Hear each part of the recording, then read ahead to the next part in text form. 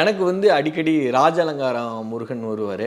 So ராஜ அலங்காரம் முருகன் வரும்போது எனக்கு வந்து சிம்பிளைஸ் பண்ணுறது என்னென்னா, நான் உன் கூட இருக்கேன், நீ என்ன பண்ணுறியோ பண்ணிக்கிட்டே இரு, நீ லைஃப்பில் வந்து மிகப்பெரிய சக்ஸஸ் ஆக போகிற.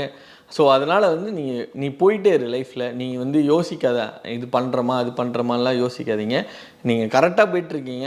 குதிரைக்கு கடிவாளம் கட்டின மாதிரி நீ நேராக தான் போயிட்டுருக்க. யார் என்ன சொன்னாலும் சரி, நீ வந்து லைஃப்பில் நல்லா தான் போயிட்டுருக்க அப்படின்றத உணர்த்த தான் ராஜ அலங்கார முருகன் வந்து எனக்கு வந்துக்கிட்டே இருப்பார் அடிக்கடி. இதே போல் கோவிலில் இந்த பூஜை பொருட்கள்லாம் இருக்கு இல்லையா, விபூதி, சந்தனம், குங்குமம், இந்த மாதிரியான விஷயங்கள்லாம் கனவுல வந்தால் என்ன பலாபலன்கள்?